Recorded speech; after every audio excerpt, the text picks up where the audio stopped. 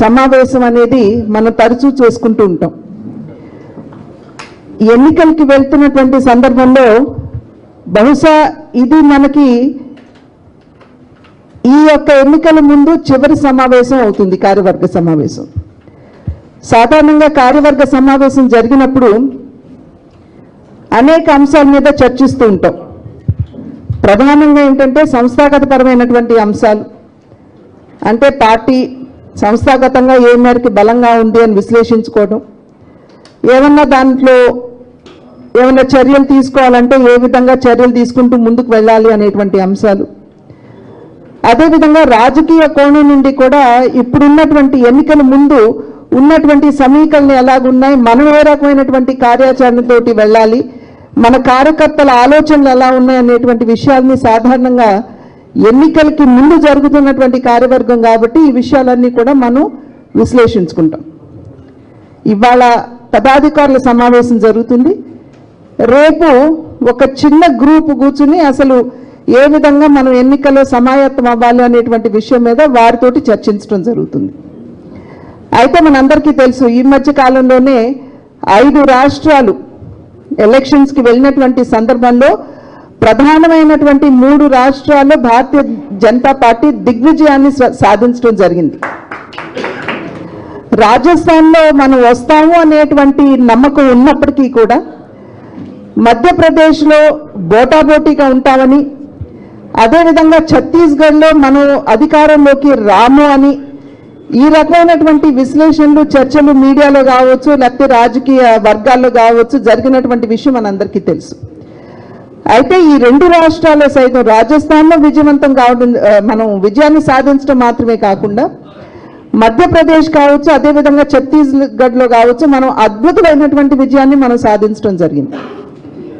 ఎవరు ఊహించలేదు, అయినప్పటికీ కూడా మనం సాధించగలిగాం.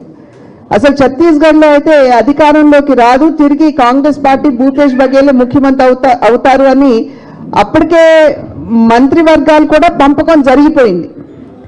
అయినా కూడా వారి ఆలోచనలన్నింటినీ కూడా పటాపంచలు చేస్తూ 90 సీట్లకు గాను 54 స్థానాల్లో భారతీయ జనతా పార్టీ ఛత్తీస్గఢ్లో కూడా గెలిచి ప్రజల్లోకి ఒక రకమైనటువంటి సందేశం ఖచ్చితంగా వెళ్ళింది అని నేను విశ్వసిస్తాను. ఇవాళ భారతదేశంలో ఎక్కడ ఎన్నికలు జరిగినా కూడా భారతీయ జనతా పార్టీ జెండా రెపరెపలాడుతుంది, లేదా భారతీయ జనతా పార్టీ అధికార పక్షంతో అక్కడ ఉన్నటువంటి అధికారాన్ని పంచుకోవడం కూడా జరుగుతుంది అనేటువంటి విషయం ప్రజలందరూ కూడా ఇవాళ విశ్వసిస్తున్నటువంటి విషయం.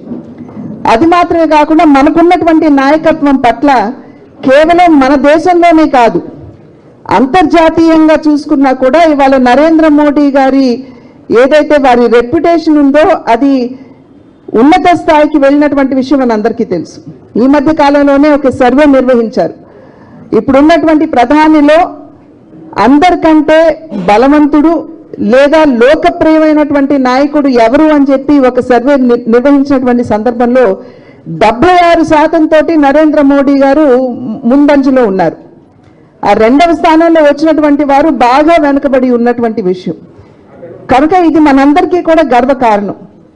ఆ సందర్భంలో మనం ప్రజల్లోకి, మన ఆంధ్ర రాష్ట్రంలో మన ప్రజల్లోకి ఏ విధంగా వెళ్ళాలి, నరేంద్ర మోడీ గారిని చేరువ చేయాలి, మన పార్టీ గుర్తుని చేరువ చేయాలి, ఆంధ్ర రాష్ట్రానికి మనం చేసినటువంటి మంచి పనులు అందించినటువంటి సహకారాన్ని ప్రజలకి తెలియజేయాలి. ఈ బాధ్యత అంతా కూడా కార్యకర్తల మీద ఉన్నప్పటికీ ప్రధానంగా పదాధికారులుగా ఉన్నటువంటి మన మీద మరింతగా ఉంటుంది అనేటువంటి విషయం మనం ఇక్కడ గమనించాలి.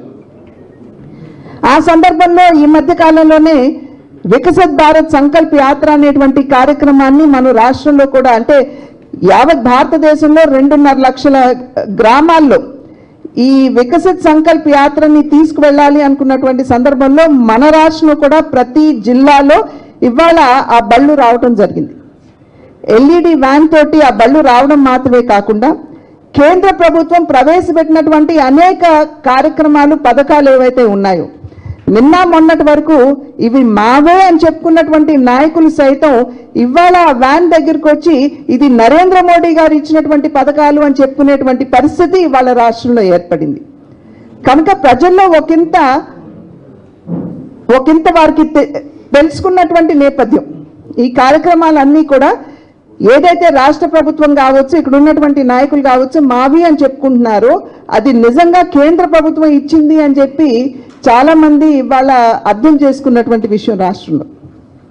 అది మాత్రమే కాకుండా మీరందరూ కూడా వికసిత్ భారత్ సంకల్ప యాత్రకు సంబంధించి ఆ బండి వచ్చినప్పుడు మనం అందరం కూడా దానిలో పాల్పంచుకోవడం జరిగింది. మనకు కూడా ఒక అవకాశం, మనం చేసినటువంటి మంచి పనులు దేశానికి కావచ్చు, ఆంధ్ర రాష్ట్రానికి కావచ్చు, మనం చేసినటువంటి మంచి పనులు తెలియజేయడం మాత్రమే కాకుండా మనం మన నాయకత్వాన్ని ప్రజలకి చేరువ చేస్తూ ప్రజాదరణని కొంచెం పెంచుకునేటువంటి అవకాశం మనకు కూడా లభించింది అని చెప్పి మనం ఇక్కడ గుర్తించవలసినటువంటి విషయం. అంటే ఇక్కడ భారతీయ జనతా పార్టీ మూల సిద్ధాంతం ఏదైతే ఉందో అంత్యోదయ, అంటే సమాజంలో అట్టడుగున ఉన్నటువంటి వారికి సంక్షేమాన్ని అందిస్తూ వారిని కూడా కలుపుకుని మనం అభివృద్ధి పదంలో నడవాలి అన్నది. ఆ సిద్ధాంతానికి కట్టుబడి ఇవాళ పేదలకి, సమాజంలో ఉన్నటువంటి అన్ని వర్గాల వారికి భారతీయ జనతా పార్టీ నాయకత్వంలో ఉన్నటువంటి కేంద్ర ప్రభుత్వం అన్ని విధాలా కూడా ప్రతి వర్గానికి న్యాయం చేయాలి అనేటువంటి లక్ష్యంతో ఈ గడిచిన 10 సంవత్సరాలు నన్ను ఎందుకు అంటున్నానంటే ఇంకో 2-3 నెలల్లో మనం ఎన్నికలకి వెళ్ళిపోతాం, 10 సంవత్సరాలు పూర్తయిపోతాయి. కనుక ఈ 10 సంవత్సరాల కాలంలో ఏ విధంగా పనిచేసింది అని చెప్పి మనం ప్రజల వద్దకు వెళ్ళి చెప్పవలసినటువంటి బాధ్యత ఇవాళ మన మీద ఉన్నది.